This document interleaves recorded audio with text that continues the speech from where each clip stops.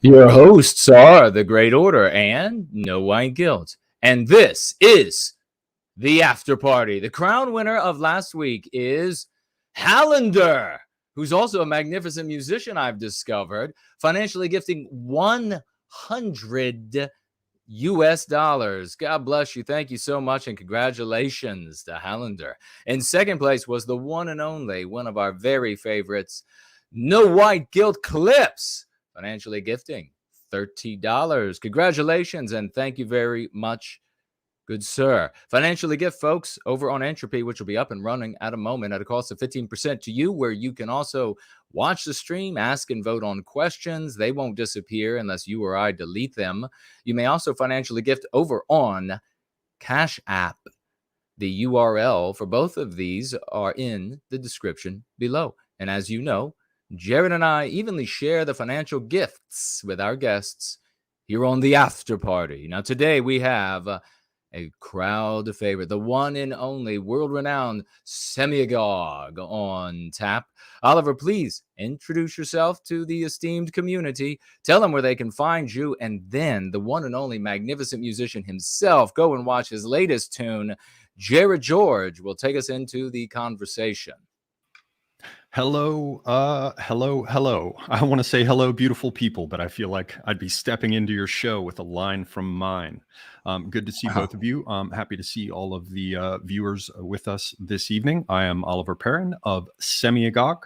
I have a channel by that name. You can find it on BitChute, God help you. You can find it on YouTube, and you can find it over on Odysee. Additionally, I'm on Twitter, on Telegram, on Gab, all that sort of thing. And I am very happy to be here and speaking with you gentlemen this evening. It's been quite some time, and I understand, Jared, you have a track, a new track. I don't know if we'd call it a track since it's not a studio recording, but yes, a new song just premiered right before this very episode you're all watching. Well, I'm sorry that I did not see it. I had to usher a house guest out in order to be ready for our 6 o'clock, and then that's all right. Discovered I had a wardrobe malfunction with my audio, but I look forward to checking it out. Congratulations. Thank you. Yeah, it's an acoustic number, just a live one. I'll be doing some small things like that in between produced releases. And actually, I'm going to premiere something tomorrow. Not necessarily a new song, but I'll tell you about that at the end of the show. So stay tuned. And don't apologize about beautiful people. We like crossing over with different streams, and especially when it comes to beauty, it's a virtue, it's a value, and we can't talk enough about it. So don't worry about that. Now, this might pit you over the edge of most appearances on the after party. I'm not sure tonight's episode. We have to tally it up. We have to count it up. But especially for anyone new, Jason and I have the afterparty.tv, where 3.5 years now of these shows, Jason's going free and related live streams and some extra projects and videos and little things are cataloged for posterity. We have much more control over that than social media sites, so please bookmark it. But yeah, Oliver, you're definitely, if not the top, you're probably tied now with someone for most appearances on the after party and sometimes the other informal shows we do, like after hours or it's late night somewhere. Right. People here who have been with us a while, we've spoken to you about where you come from and your background on earlier shows. So you could always go check out the earlier shows on that aforementioned website, theafterparty.tv. But as we like to do with Oliver, this is kind of a brain dump tonight, as I don't know if any of you noticed, but there's a few things going on in the world right now. There are a few concerns, a few questions that people have. So, Oliver, we're going to take about the next 50 minutes for you to explain everything that's going on in the world and just clarify it for everyone, and then we'll be good. So, right. Small ask, right? No big deal. Just explain everything in the world. Explain everything. We can go then enjoy Labor Day weekend here in the United States. It's a bank holiday. I think our friends in the UK had a bank holiday this past weekend. But no, for anyone new to Oliver, we definitely appreciate the fact that this man keeps an eye on the whole world, has an interesting perspective on geopolitics. And you lived in Turkey for what was it, 7 years? 6 years. 6 years, but in 2 installments. 6 years in 2 installments. Okay. Yeah, That's 2.5 years and 3.5 years. That's how I pay for my audio equipment. Right. But that definitely, living in another part of the world like that and being close to the Near East, the Middle East, definitely gave you a certain on the ground perspective as well.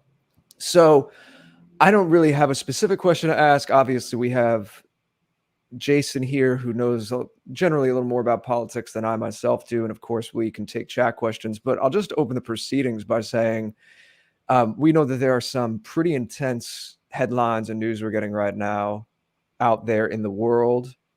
Of course, for us Americans, the Afghanistan story, but then we're seeing continuing strange goings on from our president here in the United States and domestically. So I don't know if there's a way you could kind of set the table quickly for connecting those two things, because obviously the strange things going on at home, and we can't take COVID out of this as well, are not unrelated to our quick withdrawal in Afghanistan and all the questions that people have about that. So again, apologies if it's a bit of a broad question, but if I guess you could just enter that the best way you see fit, and then we'll go from there. Right on. Well, yeah, there's a lot going on, isn't there? We've got, I don't know how to put it most charitably, a bumbling fool in the White House, although that's not, anything new for us in the United States. We've had varieties of that for quite some time. Yeah, and we've got this business with the withdrawal from Afghanistan. We have stood down. And yeah, we've got this business with the coup round the world, from one country to another. It's a strange thing with the coup. I don't want to go too deeply into it, given what platforms we're broadcasting to and that sort of thing. But it does seem odd when you think about the business of invoking science all the time and talking about the science. And then how strange it is that around the world, there are so many different approaches that have been taken to this, the questions that are raised by this, the issue of this. And, there isn't a whole lot of uniformity. I have noticed, though, strangely, for whatever reason, and I certainly wouldn't want to speculate too much on it, but for whatever reason, it's in white countries, Western diaspora and core sort of white countries, that you see these insane lockdowns coming on. And we've seen varieties of it, of course, for quite some time now. It's no new news to anyone. Can I just stop you just for my own curiosity?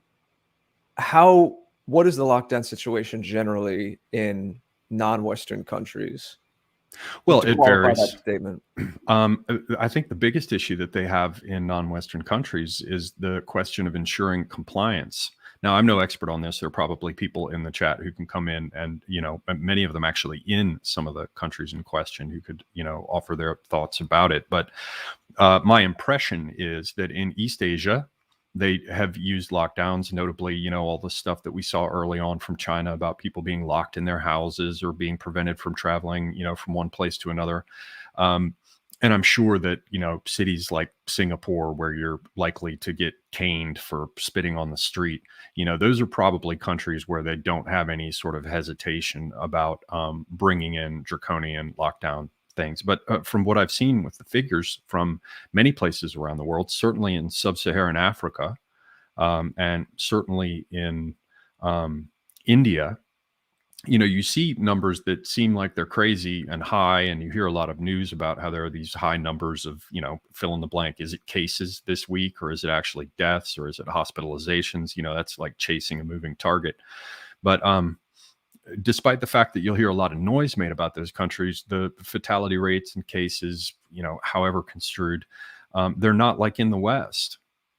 And, sub-Saharan Africa, there has been the argument made, I certainly don't endorse it, listen to your local health professionals, this is not medical advice, but countries in sub-Saharan Africa where people just naturally take a lot of ivermectin, a Nobel Prize winning medication that has been used on human beings for decades. It's not just a veterinary drug. Of course, I'm not recommending anyone take it. I'm not recommending that anyone use it for an off-label use. Consult your physicians. None of this, again, is medical advice. But in countries where people take a lot of that for its intended purpose, you see these odd flat sort of lines rather than these, huge rises and dips. I don't know the reason for that. I'm not a medical professional, but it is odd when you think that, the science would drive all of this, that we would see sort of uniform practices applied and applied based on what had been revealed as the best practices that matched the data and the goals we had, the things we were trying to achieve with our mitigation and containment protocols and all the rest.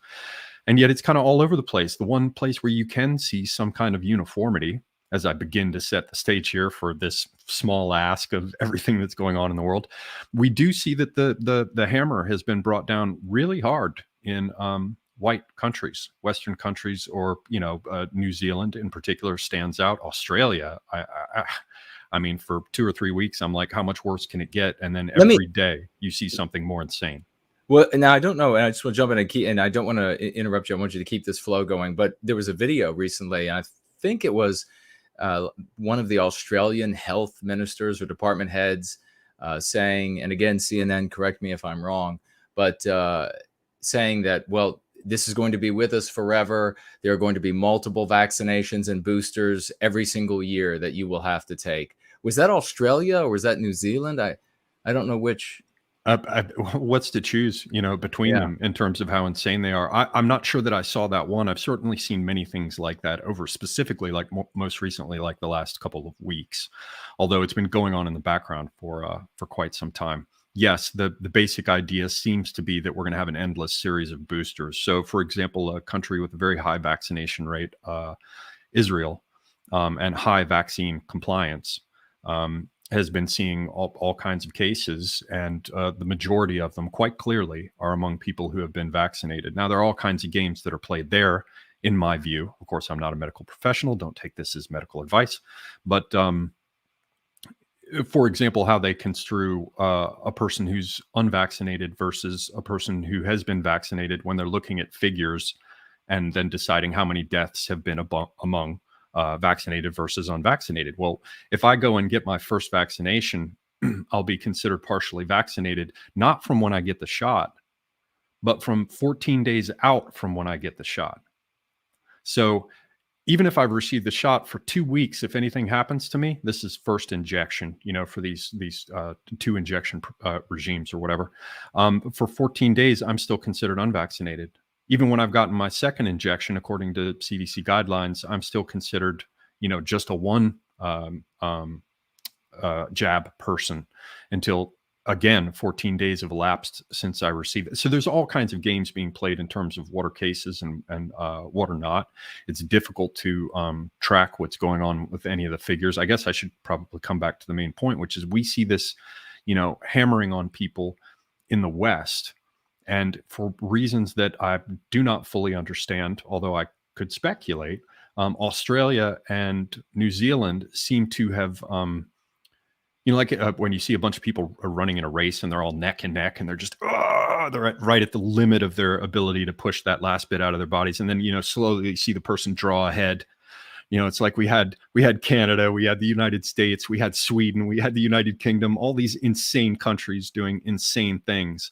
And then, you've got that Ocker from Australia, and he just starts to pull ahead. He's like, I'm going to be the most insane darn country in the world. And he races to the forefront, and followed close behind by New Zealand, just, running for that ribbon. And I don't know why it is, but they certainly seem to be trying to bring the hammer down hardest there. So something is going on in that area. I'm not exactly sure how to relate it to goings on in terms of our leadership in the US and events in Afghanistan. The only possible feature I can think of that would bring all of those things together would be to speculate, and only speculate, because that's all I can do, regarding what I call the various commies. Now, these are not actually communists in all cases, though in some cases they are.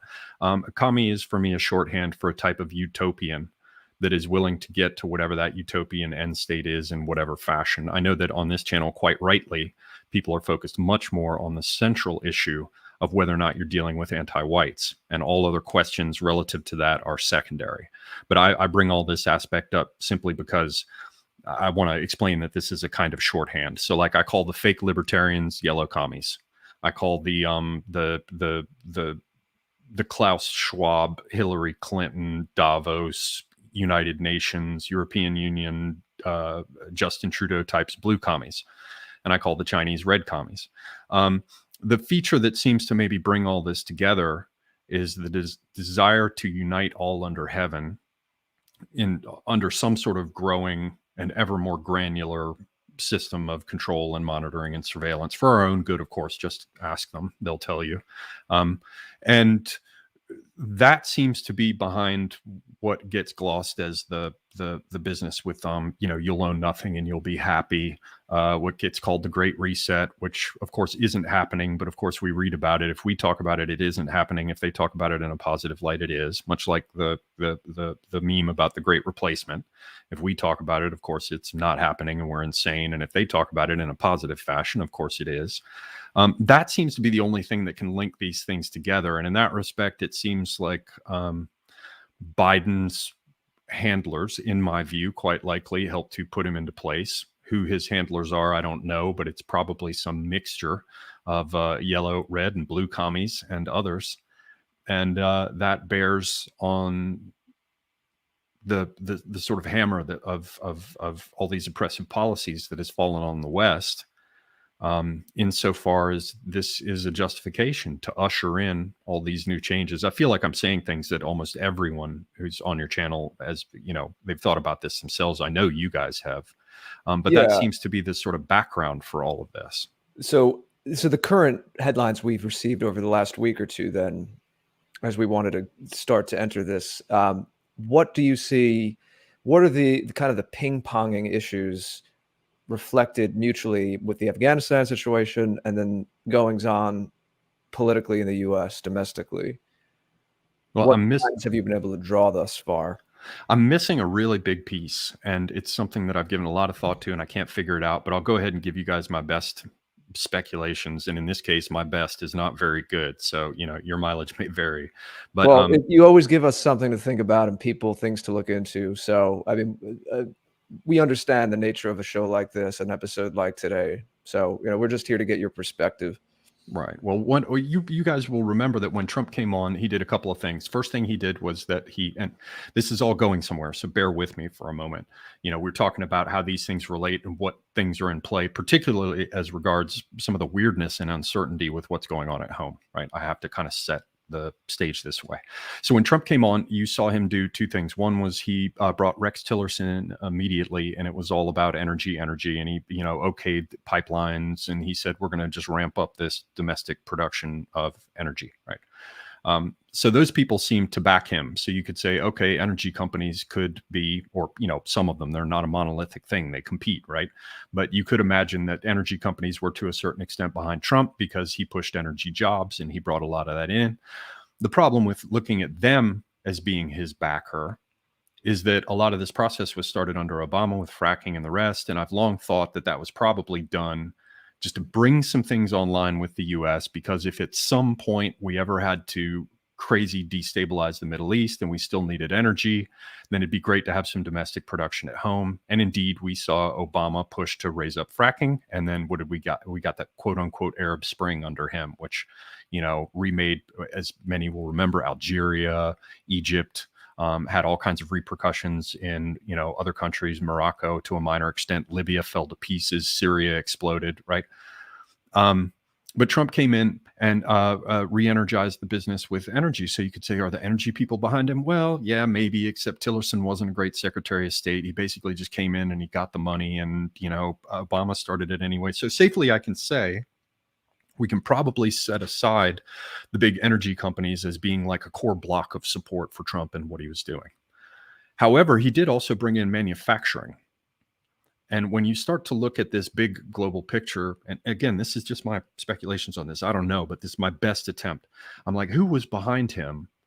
And so if he stays or goes in future, doesn't matter. Where's that block of interests that was behind him that presumably was willing to push back against these other interests, right? So if I can identify them, then we can sort of know who Biden's in a behind the scenes mess with intelligence service leaks coming out about Biden these days recently, and the idea that Biden's supposed to be doing this one thing, but then the international press is going after him. Tony Blair's calling him an imbecile, and remember, Blair's the one who got together with the rest of the neocons and went into these countries in the first place, right? So how do you figure that out?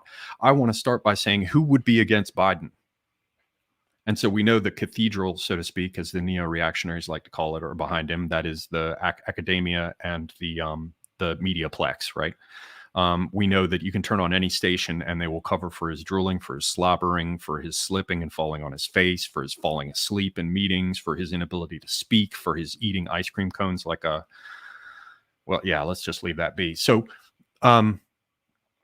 clearly the media is behind him, the academia is behind him, and these are kind of the core support units for the blue commies. And we know that increasingly with things like Confucian societies and Chinese money and Hollywood, Hollywood has its own long-standing sources of funding, and they've been a part of the culture war for quite some time, but we don't have to go into that. What's important for our purposes, because most of your folks will be aware of that, is that China's also been dumping money into that, been dumping money into research programs, been dumping money into universities, been dumping money into Hollywood, and dumping money into all kinds of corporations where they're board members and, their shareholders and all the rest. So it's all kind of knit together.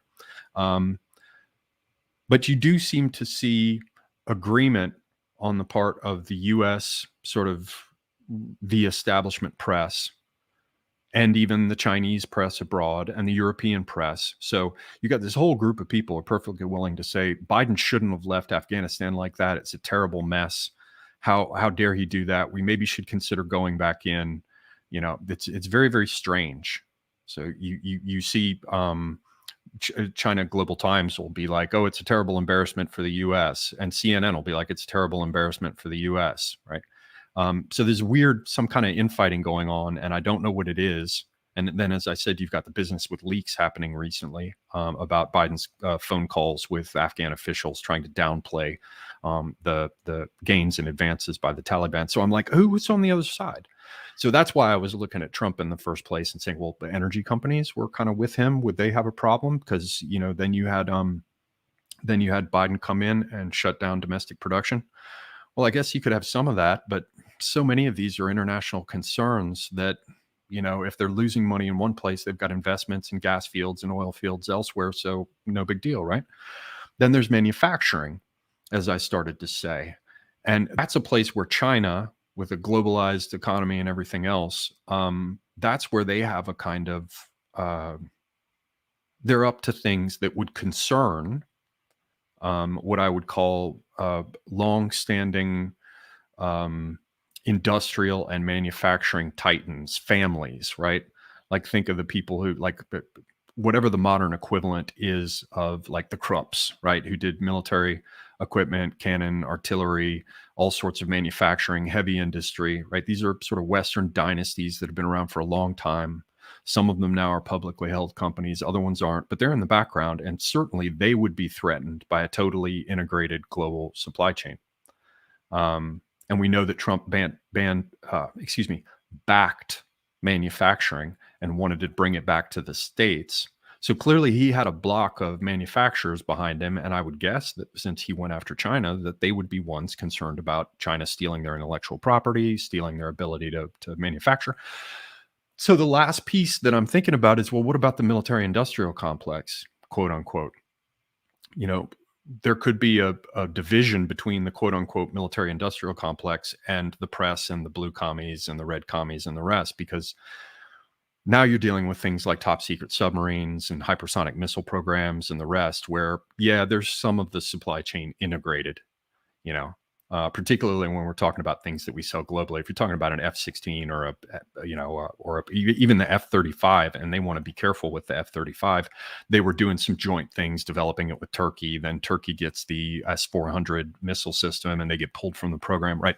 Those weapons that matter, but that are being shared internationally, those are situations where, yeah, they'll kind of work together, different countries bringing different tech in. You work with Israel, they'll give us missile defense systems, we'll buy anti-tank missiles from them or whatever. But on the other hand, we have things like nuclear submarines, and, you know, really compartmentalized secret programs where we have to manufacture things. And as a matter of national security, even in our lax age, is still very compartmentalized. So I tend to think, and what that means is that there's a national focus on producing this, even in an international world, because of the security requirements. So you've got, on the one hand, potentially old manufacturing dynasties that would be upset about the New World Order, which is to unite all under heaven in some sick utopian vision. You will own nothing and you'll be happy, build back better, blah, blah, blah, right? So against that, you have maybe manufacturing dynasties and maybe aspects, deep behind the scenes, very powerful aspects of the military industrial complex that wouldn't want to see that happen. Now, as I said, this isn't anything final. I'm just trying to figure it out. But I think that likely that if it's not those power blocks that I talked about, then in some fashion like that, there are some holdouts that either want to push back to ensure that they continue to have some of their existing power, or they're pushing back saying that in the new framework, we're going to have a seat at the table too. But there's something like that going on with Biden. There may also be something going on with Biden where he's being used as a fall guy. Because we've seen in the past, you know, you bring in Republicans come in like a Bush and they go and invade or attack something. And then what you end up having is the Democrats, so-called, come in and they're more relaxed about it. They want to withdraw. They want to sue for peace. They claim this is all nonsense. I mean, under Clinton, under Obama, they destroyed Libya. You know, they destroyed. But the game that's played is that the Republicans are the warmongers. And then when the Democrats come in, they try to straighten things out and it doesn't work. And gosh, it's just terrible. It's just sort of a mess. They play this cycle on us.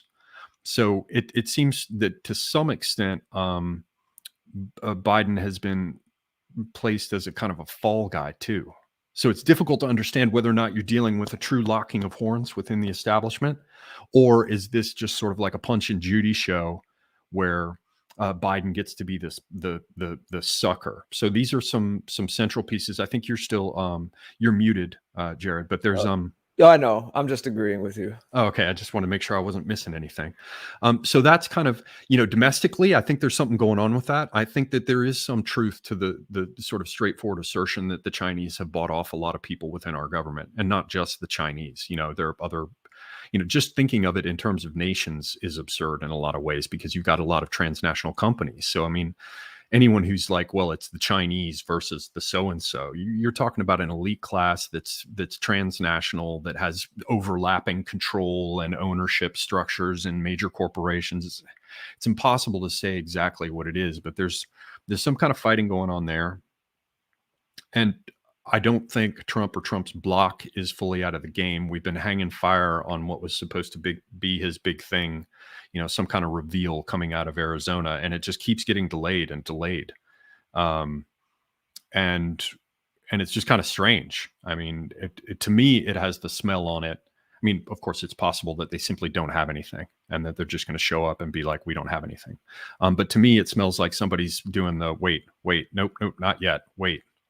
So if that's the case, and this wouldn't just have to be Trump, this would be whatever that block is that I've tried to identify and can't figure out, that would be behind him.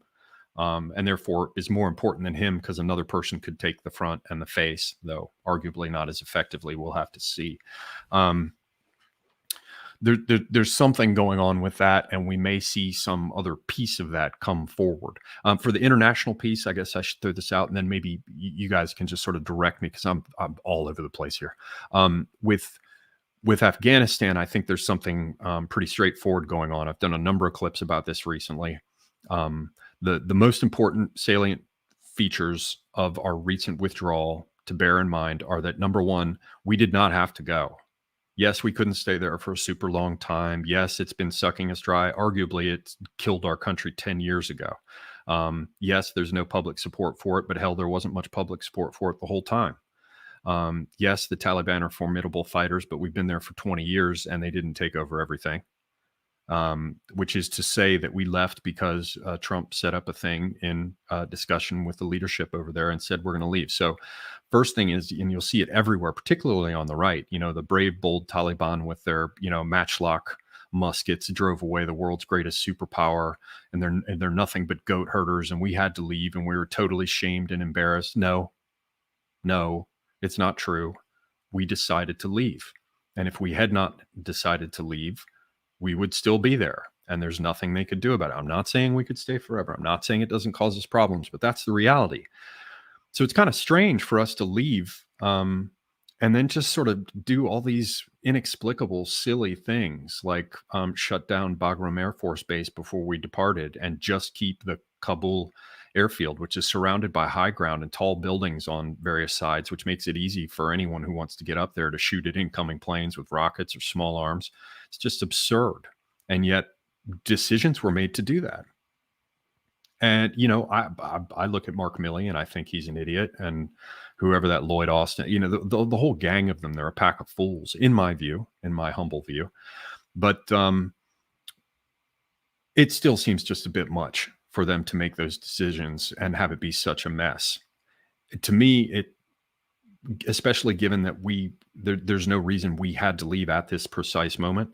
To me, it seems like a whole bunch of theater showing how inept we are, how we have nothing to do with what's going on there, that we cannot control what's going on there. We were driven out by the Taliban, though. You know, Biden had to show up hat in hand and beg them for an extension of time. And they told him, no. It's not like we, you know, suddenly we all our A-10 Warthogs went away. You know, it's not like, you know, our drones and cruise missiles, they all just disappeared suddenly. You know, our satellite surveillance that can get down to, like, you know, seeing specks of dirt on somebody's license plate from space, you know, all that stuff just stopped working. We just can't do anything. There's just nothing we can do. So number one, it seems to me like there's a game being played that makes it seem like we're inept and incapable there. And that seems to me to be setting the stage for plausible deniability. And the second feature that's most important, that really matters, it's the signal, not the noise, is that we just left the equivalent of all the equipment you need, not the equivalent. We actually left all the equipment you need to fit out and gear up a 300,000 man plus army. Now, a lot of people are like, well, you know, they made some decisions about the Humvees, and, you know, they decided that it would be more cost effective to just ditch them there because, you know, why fly them back? It's throwing, you know, good money after bad. And blah, blah. Yeah, there's some of that, you know, some office furniture left behind, some shit in the chews, right? Some Humvees. But we're talking about they equipped an army that was supposed to stay there and be the Afghan National Army. And everybody's talking about, you know, oh, no one could have known that the Afghan army would fall. Talk to anybody who's an Afghanistan veteran. I mean, maybe you can find one, but I haven't yet, who was like, yeah, we really expected them to stand up. I mean, I'm hearing about, you know, raping little boys and heroin addicts who are there to just get their monthly payment, to pretend to be soldiers and also to spy for their friends out in the hills. And that was the extent of the Afghan military. Now, I'm not saying there aren't some. There are a bunch of ethnic divisions there, right? And so they're like Tajiks who want to fight the Pashtun, you know, and they're the people who used to be a part of the Northern Alliance. I'm not saying they're all suckers. They probably had a hardcore of some pretty good fighters, but all of them seem to have hightailed it off to the Panjshir Valley. And the rest of the military, I mean, people be like, well, could they stand for 2 weeks after we left? I'm like, I don't know. That's a rhetorical question now, because they didn't even make it until we left. So anyone who tries to claim that we couldn't know that that army would fold and fall is either a dishonest actor or a fool. And so that leaves us with the obvious conclusion, yes, we knew the army would fall. There's just no way around it. We knew the army would fall. Okay, well, we left them a 300,000 man army's worth of equipment, and we knew the army was going to fall. And weird, we have this narrative going on that's all about how we can't do anything. We were pushed out, hands off. They told us we needed to leave and we had to go. Hey, it's not our problem anymore. No more of these adventures abroad. Well, what happened when we pulled out of Iraq?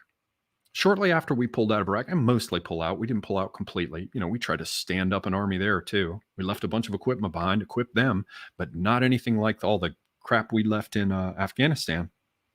I mean, for people who don't know, you've got MRAPs, which are just enormous armored trucks. You've got Humvees. You've got some kind of APC, armored personnel carriers that they had. You got artillery. You've got 300,000 or more small arms. And you've got not just the ACOG scopes that are like $2,000 each for us. We've got these huge light intensification scopes, night scopes. They've got helicopters, C-130s, and all kinds of things that don't make it into most people's reckoning, like helmets and body armor and fatigues and boots and first aid kits and light anti-tank weapons, blah, blah, blah, blah, blah. All that got left there. Weird. Well, when we left Iraq, and it was no longer our problem, it wasn't very long before the entire Middle East exploded into the Arab Spring. Wow, now we're leaving this place, Afghanistan, and we don't have anything to do with it. We can't control it. And we just left an army's worth of weapons. Now, let's also remember that we were there at least as early as 1979, back in the Mujahideen. When I was in high school, I had these two Afghan guys in my creativity and self-actualization class, Fardoon and Haroon, and they were both like 24 years old with these heavy Middle Eastern beards, and I'm a freshman in high school. This is in the 80s. So, I mean, this is not my first rodeo. And so the CIA has been operating there for more than 40 years. Now, how much ordnance and crazy stuff do you think they just buried on their own? Not even including all the things that got left behind, quote unquote, for the Afghan army. So here's the last feature of this. You have to understand why Afghanistan matters. Most people have no idea. They're like, well, we went over there because what was it? Oh, because we had to protect ourselves from the terrorists who would make our country unsafe. Well, what just happened? We had to go there to stop the Taliban. Now it's okay that we left. And guess who's taking charge? The Taliban. What did something change? It's almost as though we were there for some other reason, and that was a pretext. Well, what would that other reason be? Well, you have to look at the map, and then you understand why Russia was trying to get in there. Russia was trying to get in there not just to have a warm water port, but to protect its underbelly and to cut off the possibility of a trade corridor running under them. Russia extends from the edge of Europe all the way over to the Pacific Ocean. It is the land corridor. And because it's vast open steppes, it's the easiest place, relatively speaking, to lay down highways and rail and pipelines. And that's kind of their thing. They control the land corridors of this huge Eurasian landmass. Now, China is trying to get around that. And I'm going to do this in the shortest possible way, I hope. China's trying to get around it with a twofold thing, the Belt and Road Project, and also its string of pearls. So one of them is sea-based, and so they're putting together their Blue Water Navy, and they've got a military base in Djibouti, and they've just opened a port in Israel. They control Ceylon, Sri Lanka, or whatever, the port there with some of their games. They control a good bit of East Africa. They control a good bit, economically speaking. And in some cases more, South Africa, certainly.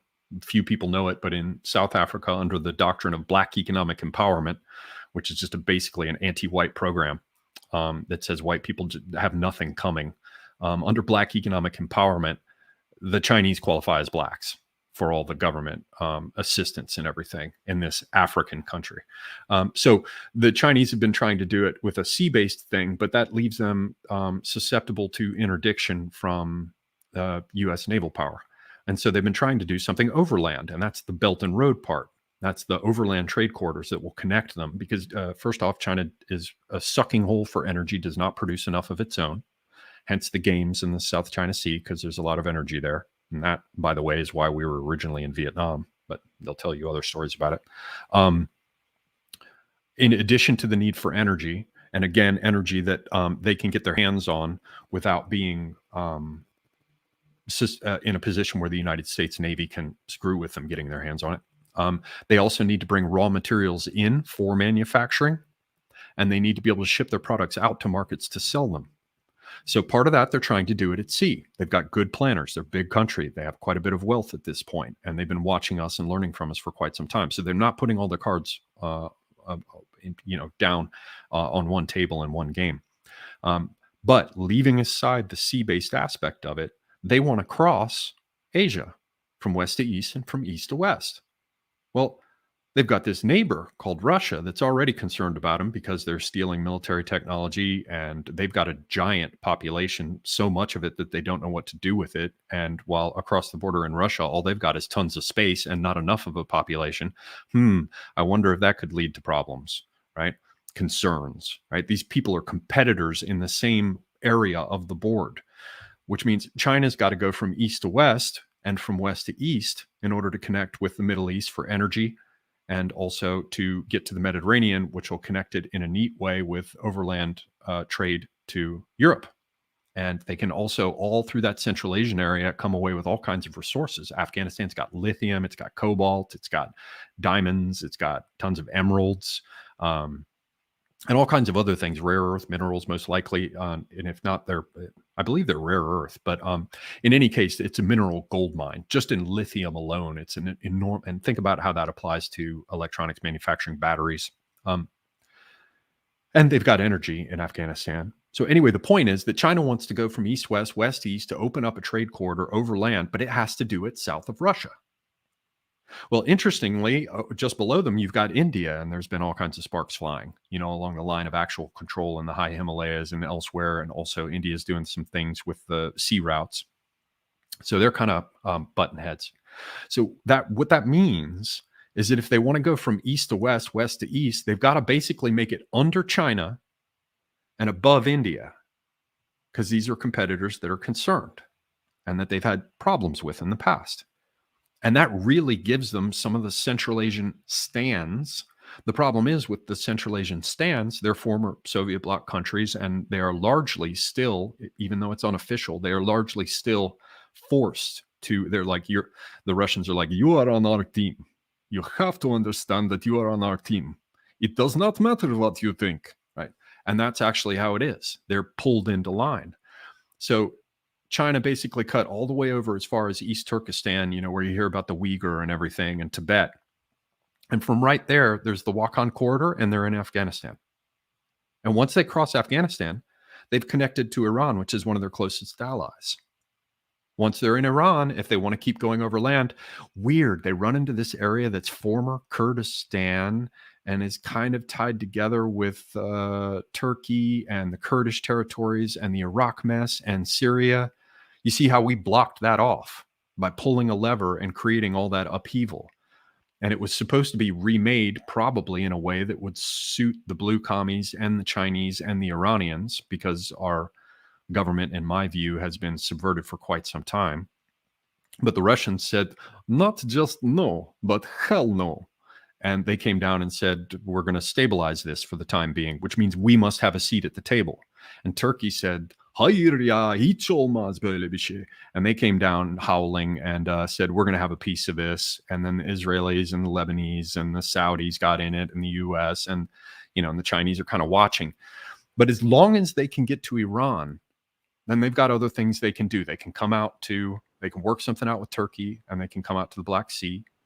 Or they can work something out with Iraq and then try to cut across to the Eastern Mediterranean. And basically, they'll be most of the way there. The real reason that they want to cut across Afghanistan is because they have to roughly go that route. The only other route they can go is a little further south, and they're doing that. And that's with Pakistan. But that puts them closer to the sea.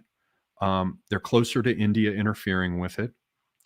Pakistan is a very unstable and corrupt place, so they want to have options, right?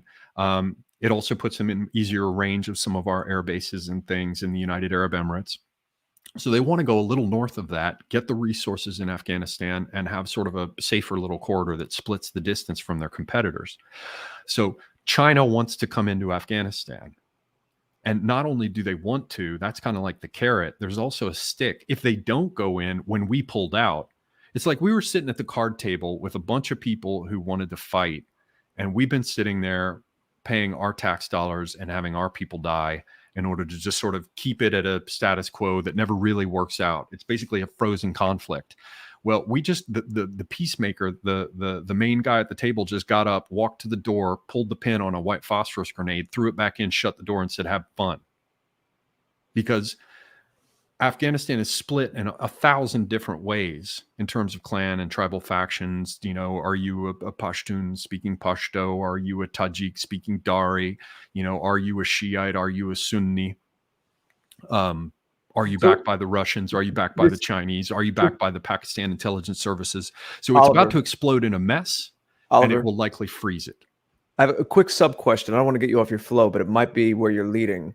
I was thinking of this just a minute ago because I see some people in the chat asking about it as well, and I've heard you speak about this. Um, bird's eye view, summing up a lot of what you've been saying. Some may think, okay, Biden is serving the Chinese. He's compromised. A lot of our government is compromised. China's play for power. You laid out the trade routes quite well. So some people in the chat are saying, China's really poised, to be this big player.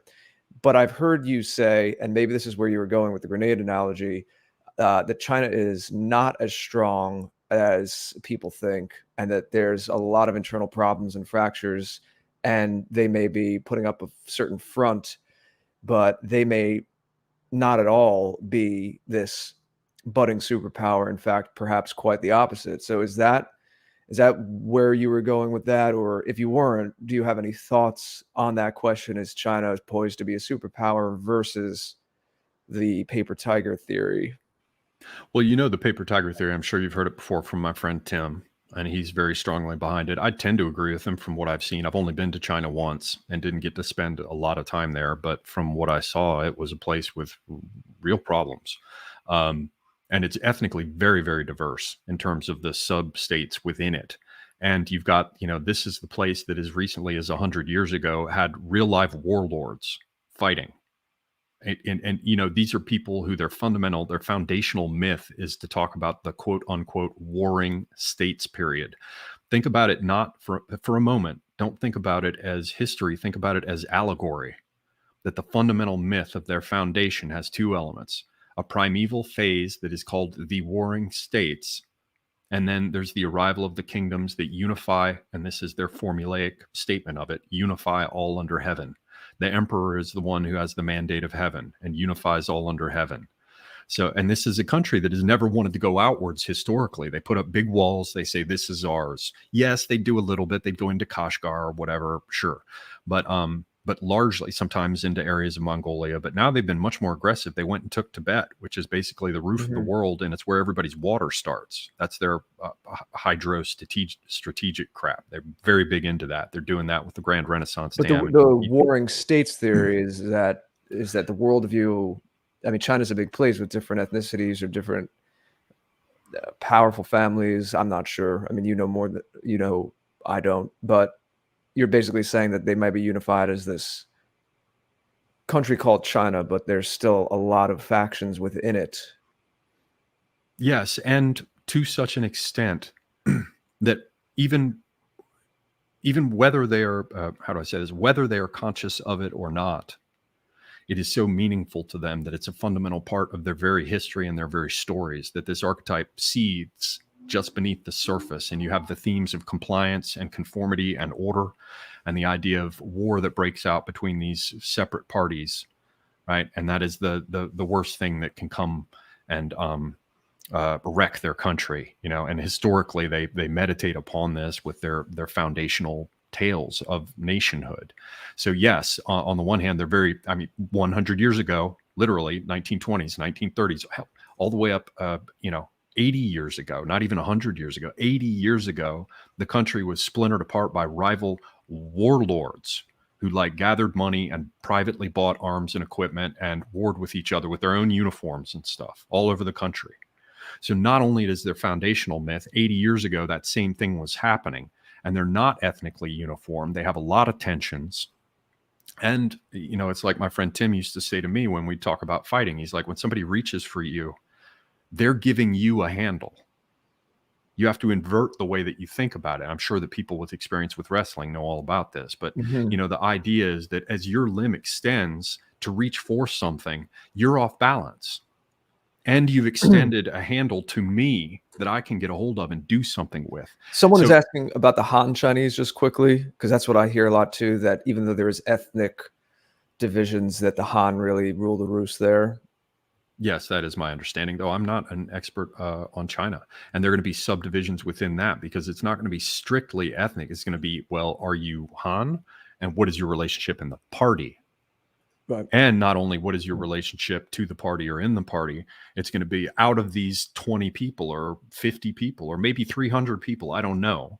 But whatever that core group is that really holds the power most closely to their chests, did you come up under party A within that group, or did you come up with party B? And if you came up under party C, that's the former leader who was kicked out by A, which means all of those people are now disaffected elites and are furious, right? It's much more complex than just saying there's one leader of that party. But what I started to say about so the Han are important, but that's not the only thing. There's subdivisions within it. The thing I started out with the business of the giving somebody a handle is that China has to reach into Afghanistan now. They have to get involved there because we walked out. That's what I meant about throwing in the Willie Peter and saying, love you, bye. They have to go into that mess. And the Taliban are Sunni. And guess what? You got a whole bunch of Sunni guys in what gets called Western China now, but they call it East Turkestan. It's where the Uyghur are. And you've got independence movements, and you've got people in concentration camps, and you've got enough weapons for a 300,000 man army that just slipped out of our fingers. Whoops. I don't know how that happened. So look at the other countries that surround Afghanistan. You got Pakistan. That's all right. I mean, if you look at the map, if you look at an ethnic map of Afghanistan, you'll see that like the Pashtun are half in Afghanistan and half in the Northwest Tribal Territories of Pakistan. The lines on the map have nothing to do with the groupings on the ground. If you look in western Afghanistan, you'll see the Baluch people are half in Afghanistan and half in Iran. If you look up in the north, you'll see the Tajik people are half in Afghanistan and half in what's called Tajikistan. So if any one of those groups is destabilized, it's already got a handle reaching into these other places, and it's set to be destabilized. Russia is deeply concerned about it. They just cut a deal, as I discovered. Well, let me put it like this. The U.S. has agreed to set up a joint base or to fund the setting up of a Tajik base. It's not entirely clear on the Tajik border with Afghanistan. So that's like in Afghanistan's north. And they're locking things down because the former Russian satellite states are like, man, all these people are going to come flowing across the borders. We don't know what's going to happen. This is going to be a mess. Weird. But I wonder if this could turn into a mess. To get to where we began before. So are you positing that they're letting the pieces for a mess, the grenade metaphor again that you used a few minutes, be there because China is not as strong as many people think? Is that? I don't know. And there are many simple way to. Yeah, except I'm not sure. Yes, one play could be that China's really tenuous right now. And so what we need to do is to ensure our global position, and in that fashion, foment unrest in Afghanistan with armed parties that will flow over the border into East Turkestan, Western China, right, Uyghur areas, and create a conflagration that would eventually, sap the resources of the country and cause civil unrest to break out, blah, blah, blah, blah, blah, right? The problem with that is that if you assume that Biden's bought and paid for, then how the hell does that make sense? Right. I was about to say, do you come down more on one side than the other? Because I know some people will say, look, bro, it's our government's compromised and we're just giving China what they want. And now they're going to build their resources and get the power they've been angling towards for all these decades. But what if you have a military industrial complex and a block of manufacturers who are the ones who have the most to lose from a mercantilist nation that focuses on manufacturing and answering market needs for manufacturing around the world and cuts everybody else out and steals military technology? What if you are the core old players of the military industrial complex and you're in an alliance with older manufacturing dynasties that do things like consumer electronics or commercial electronics or shit for space programs? I don't know, right? I don't know. I'm guessing.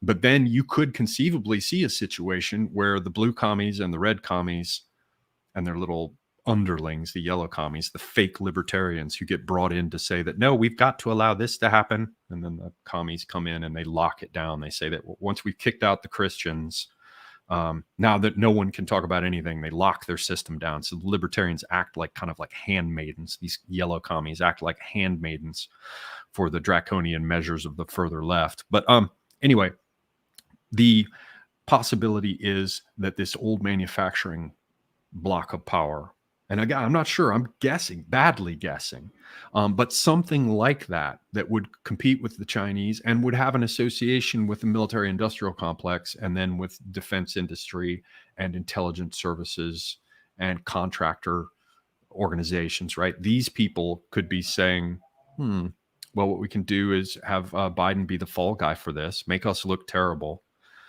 We'll be able to say that we have nothing to do with what's going on in Afghanistan. It's not our problem. It's another one that was created because we were driven out like cowards. It's the biggest loss of face the U.S. ever seen. How dare you assert that we have anything to do with the conflagration that followed, right? And they're saying, well, let's suck China into it and get them up to their neck in the graveyard of empires, just like Russia was, just like the U.S. was, just like Britain was. And use that to overextend them because they reached into Afghanistan, which gave us a handle, right, enabling us to pull them off balance and cause them to fall on their face. However, the last piece, yeah, it would not have to be China. It could also be Iran. Because how do you think Israel feels about the fact that basically the easternmost blockade of Iran, which was our presence in Afghanistan, how do you think Israel, just for example, feels about the fact that now Iran will no longer be effectively, though unofficially, blockaded with sanctions and the rest and surrounded by hostile military forces? right. Now they could go overland from Afghanistan to China, sell their energy that way, and buy goods and get them that way. That strengthens both Iran, who's already an ally of China, you don't need reminding, and China itself. So, in addition to going after China, it could be that this is setting the stage for creating turmoil that spills over the border and ends up rolling the other way and destabilizing Iran. Or remember, Pakistan is not a stable place either. And we've had our problems with them. And India has an interest in this region, and Pakistan is their competitor. Let's put it the most politely. I mean, others would say something even stronger. And China is allied with Pakistan. What would happen if you, for example, didn't go after China, but just screwed with Iran and Pakistan? That could be an enormous mess. So, I mean, there are 100 different ways this can go. So here's the last piece to try to bring it all together. I don't know what's going on in the United States with somebody like Biden, but I have these games I play in my mind of whatever value, probably none, but I just explained part of them to you. In terms of competing power blocks within the US. But again, you can't even deploy the model of nations completely because they're transnational groupings of many kinds and intelligence services. Then there's the business of what's going on in Afghanistan and how it relates to China, the US, and these manufacturing groups who are not limited to the United States. They also exist in European countries like Germany, certainly France. India has these manufacturers, conglomerates like Tata, right, that would also be heavily affected by anything that might be going on with China. So this is a global game. Then we have the last piece where we were talking about the COOF. And that just seems to me, that seems pretty clearly to me to be a combination of blue commies. That's your EU, Justin Trudeau, Ardern, whoever's in charge in Australia now. You're all the people who talk about, uniting the world and have blue flags like the UN or the EU or the Democrats with their blue insignia, right? They tried to inch towards purple. That was creating the uniparty, but for now, they're still the blue commies. That seems to be a collaboration between the red commies in China and what I shorthand, again, they're not really commies. Don't take it too seriously, but a collaboration between the red commies in China and the blue commies in the EU, UN, World Health Organization. They simply want to push the Klaus Schwab Build Back Better Davos program of bugmen eating the reconstituted squares and living in pods. And, everything as a service. Your television, you don't own it. You turn it on and you have to wait an hour for it to perform an update because it's not your hardware. You're renting it as a service, office as a service, home as a service, life as a service. Bear in mind that service could be, pulled out from under you You've got the whole business of the sharing economy. Sounds oddly like communism, but they reframed it as the sharing economy, right? Yeah, You'll I own don't nothing. know. You'll be On happy. a personal aside, I'm curious what people think.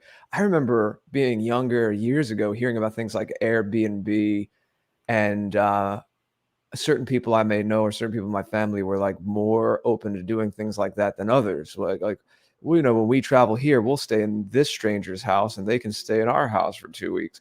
And it always rubbed me the wrong way how there was that different psychological type. I guess it has something to do with boundaries that seem to be more comfortable with those times of arrangement, sharing things and letting strangers stay in your house. I know that's not always Airbnb. There's other ones that are more like a swap kind of an arrangement. But that's just a quick aside. I don't want to, again, we're about to get to some questions. So sorry if that seemed a bit random, but it always just struck me as, because I'm always fascinated on the personality side or the psychological side, you know, what these things say about people, where some are presented with this kind of view and they go all in for it, and then some of us, even before more pieces were put together and we connected more dots, in my case, I'm just saying my own aversion, just an instinctual aversion to this, I thought to myself, I'd rather just stay in a hotel. Like, can we just go pay for a hotel? And just, I know you have feelings about hotels, Oliver. We've spoken about, but still, you know, assuming it's a very clean, well taken care of hotel, rather than like you go stay in a stranger's house while they're staying at your house. It's just Yeah. the It's whole kind of a little bit like wife swapping, right? Kind of gross. the You're like, whole get out of my idea, house. their openness to the swap culture and the share culture. Yeah, I think there's a different type there too, and we're seeing all kinds of bottlenecks and tributaries of types of people, which is, yeah, again, that's what fascinates me. But anyway, I don't know if you had anything to wrap up before Jason may have a question, or I We may have plenty, yes. Well, keep I'll make chat. this very fast, just because I'm trying to give you what you asked for, which was the great everything. And this is a very, very Great small everything. last little piece. It seems to me that there's a collaboration between the red commies and the blue commies on the COOF in order to introduce it. There are a lot of ways that, you know, arguably, of course, I don't endorse such insane speculation, but, you know, some would say probably wrongly that that the illness was used as a pretext to change election laws and do things in that respect. Some would say that it really worked out nicely to put the boot on the neck of a rising sort of right-wing movement in Europe across a number of different countries, you know, and it provided a pretext for ever more granular control, the idea of vaccine passports and all the rest. I don't need to get into all that. The basic idea is that seems to suit the red commies, who got the previous president out, who was coming after China pretty hard. And it set things up neatly for our current fearless leader to be in office. And it provided a pretext for the Klaus Schwab, Davos, World Economic Forum types to, you know, do. It's finally, the real thing is finally going to be tried, because we've got enough tech now to keep track of every single thing you do. This is the last piece I wanted to put in. This is the last missing piece, the opportunistic part, which is the pharmaceutical companies and the staggering amounts of money that they have made from all of this.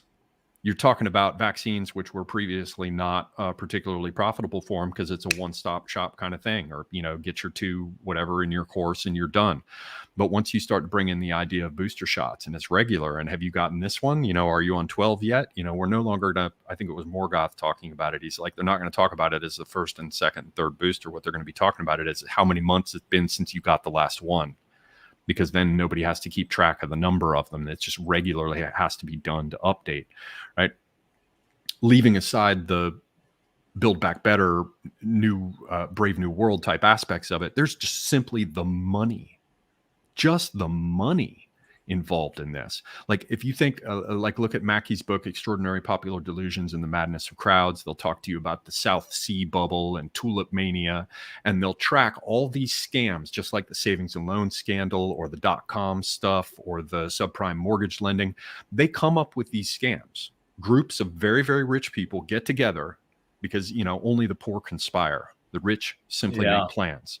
Those people all get together and they say, how are we going to wring everybody else out and get every last penny from entire countries? Well, up until this point, it was groups of countries. What I want to drive home as my last statement here for our audience is this is the entire world. The taxpayers, to some extent, of the entire world. I mean, leaving aside something like North Korea saying we don't want your damn injections, right?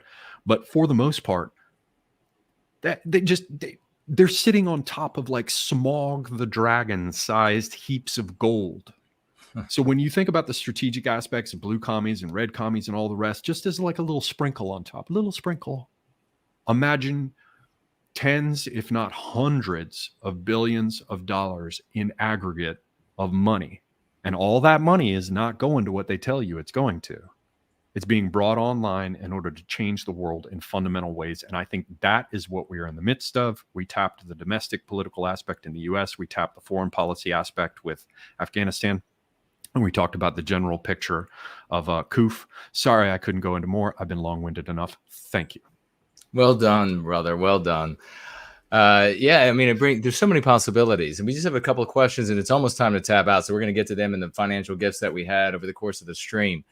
But I mean, one thought to that I'll leave with you, Semiogogue, and then you can maybe ponder and discuss over on your show, and folks can follow you over there for your next episode.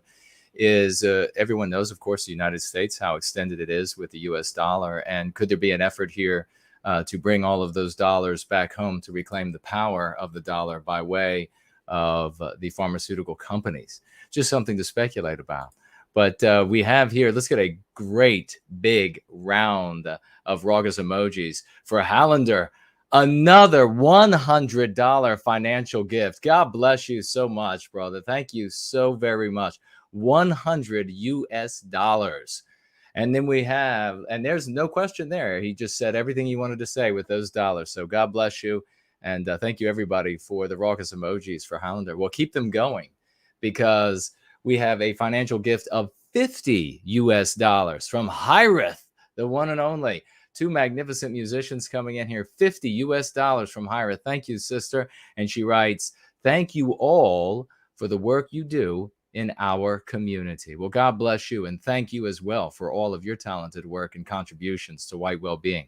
We have here the one and only, ladies and gentlemen, Yiz, the eunuch, financially gifting 5 US dollars. She writes, the greatest Westmen, both men and women, come to White Wellbeing, and Oliver is a shining example. I'm thankful we have wise, creative men like him as pillars of our community. May all our gods bless him and speak through him for many years to come. And then a little white heart emoji. Thank you so much for that, Yiz. And she's back again with another $5 financial gift. Thank you so much for that, Yiz. She writes, tomorrow at noon, I will be having another conversation with Donald and Nullis of American Zarathustra, this time about anti-whiteism awareness due to public discovery on CRT in education. The stream will start with Jared's great new hit, What's in Us? Well, that's splendid. Way to bring it all together, Yiz. And I'm sure that's going to be an excellent conversation. Folks, make sure you make it over there to catch the conversation. It is going to be enlightening. We have here Promethean Reckoning. Financially gifting 20 US dollars. Thank you so very much. Another great champion here. And Promethean Reckoning writes, China has a major demographic problem, specifically with their system paying for the old. Specifically with their system paying for the old, I guess old people. Do you think the virus has improved that specific demographic issue at all, Oliver? I don't know enough about it, and I don't know that the numbers can be trusted in any respect that come out of there. However, my friend Tim likes to say, and it certainly fits in this case, I'm about as trusting as the average tarantula. So, so yeah, I could certainly see where that would work out quite nicely for them, wouldn't it? Yes, it would. If it got rid of all of that that load that the wonderful senior citizens provide. instead of course, in an anti-white would for us would be an anti-white environment. Getting rid of all of the wisdom would be something that the anti-whites would love to do. Yiz the eunuch back with another $3. Thank you, sister. How about blue, red, and yellow anti-whites, she writes, instead of commies, and then a little smiley face with the tongue sticking out. Well, I'm not going anywhere near messing with Jason's dialectics. I could totally see something like that, but all the parts that he's put together with it, they relate to each other. So I wouldn't want to just jump in, It's like, hey, I'm here to do surgery with this rusty old hacksaw. No, I'm not messing with it. Thanks, brother, and thank you, Yiz. No White Guilt Clips here. The great gentleman financially gifting $10. Oliver, I am enjoying your novel. How do you pronounce it, Oliver? I call it vinculum, but if it were in proper old Latin, the V's are like W's, so they call it vinculum. But no, it's vinculum. Vinculum. Very good, then. Your brusque writing style nicely complements the harsh dystopian setting. Do you have a plan to write another book? Yes, I'm right now finishing. It's done, basically. I just a couple little polish spots, but all of the hardcore translation I've been doing from this Ottoman book that I've been working on for a while, it's done. So I'm about to send it out and have someone good with Ottoman double check it. And I'm moving on to working on my signs book. I won't go into it now. I've talked about it on this channel in the past. It's about semiotics and nationalism.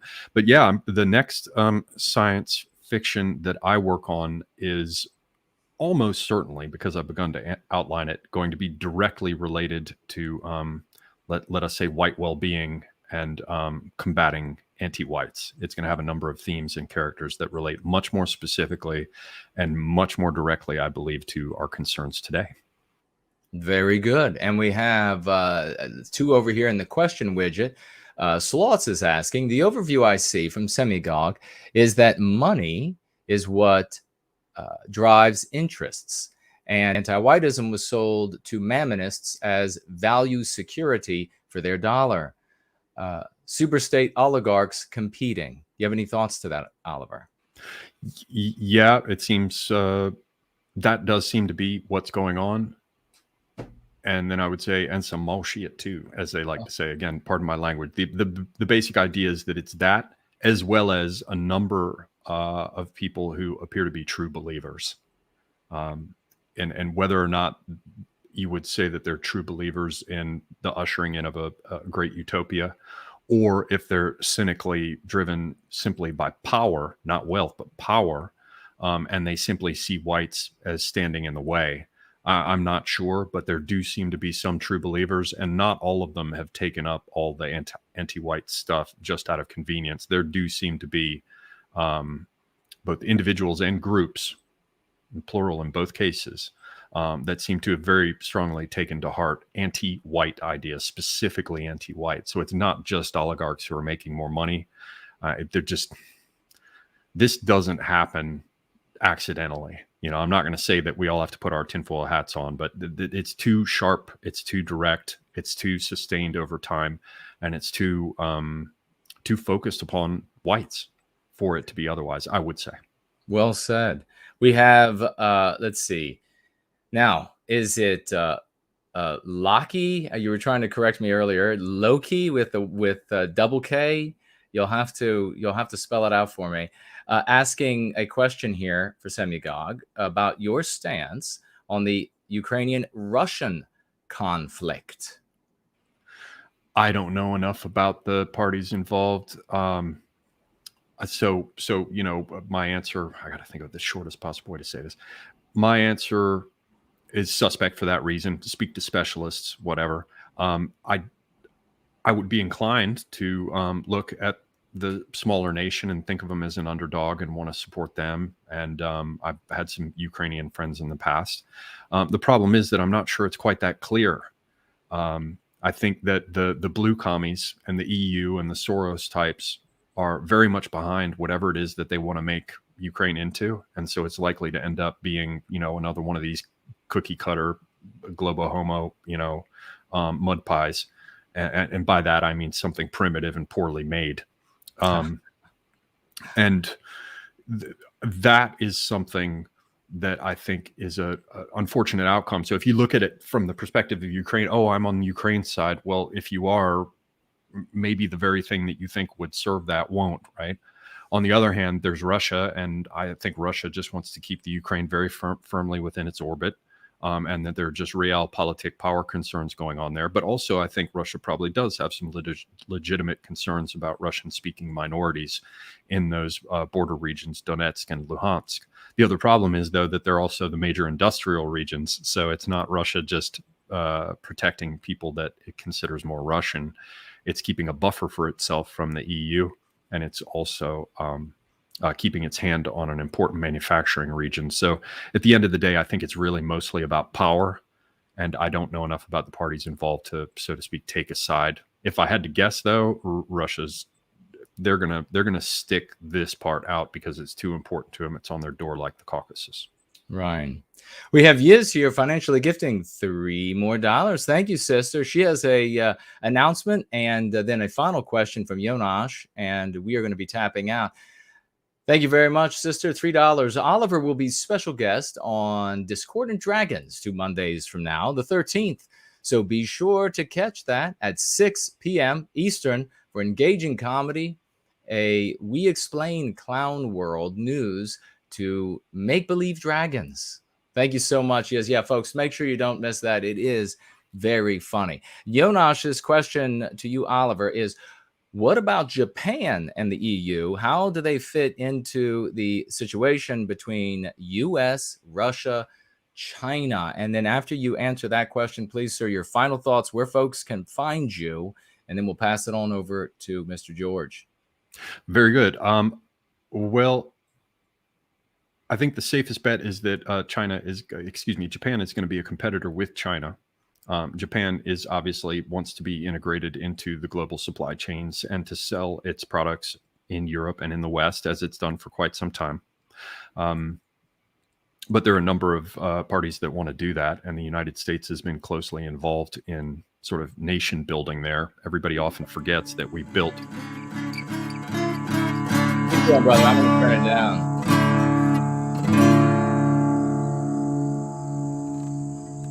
You'll be able to speak over it. Oliver, go ahead. Well, the problem is now I'm all enjoying it. I'm all over. What were you getting this ready to play at the end? And no, I wanted it to play us out. You hit the ending credits too early? No. We can play and we can talk right over it. Remember, we discovered that last time. Well, here's my short answer. I think Japan, we already know what's going to happen there because they're part of a quad aligning with the West against China. So we'll just have to watch how that develops. And people can find me on my channel, Semiogogue, as well as Safer Space. That's on Odysee, it's on BitChute, and it's here. And you can find me on Twitter, Telegram, and the rest. Please follow me on Twitter, Telegram, and Odysee for sure. Thanks very much, gentlemen, for having me here. And now I will listen. Mr. George, talk over yourself, brother. Well, you're listening to the girl from Galway Bay. It's really Galway. Someone said I have to check with some Irishmen. When I record in the studio, I might have to change my pronunciation a little bit. But I'll be doing these acoustic raw performances between bigger produced releases. So this is the first time doing that. Please go over to my YouTube and other channels and my website, thegreatorder.com. Check this out and share it, as well as the video for the big last song that came out end of July. Well, it's, very topical, and we've been pushing that in a lot of different places. Also, I said I had an announcement. So tomorrow, I'm going to take a song that came out right at the beginning of June, Horizon, and I'm releasing a fun mashup video, a lot of just different imagery to get your imagination going about the song, but it's a little last blast of summer fun. So check out my social media tonight and tomorrow morning. There'll be a premiere of that, a video for Horizon to take us into Labor Day weekend, probably tomorrow early evening around 5 or 6 Eastern time, something like that. Again, on thegreatorder.com. Everything for me goes through there. Jason and I have the afterparty.tv. And thank you, Oliver, so much. It was very interesting to hear from you, and we'll talk soon. Jason, please take us out. Well, as we listen to the great Mr. George and his latest acoustic piece, out in the middle of nature, glorious, isn't it? I want to thank everybody who showed up today for Tap, even those wallflowers who we know are listening and coming on over to Going Free. I want to thank Fernell for his excellent service in moderating the live chat. I want to thank every single person who financially gifted and communicated and participated in this Tap today. Oliver was absolutely splendid, and we will have him back here very soon. And folks, we look forward to seeing you all again next time.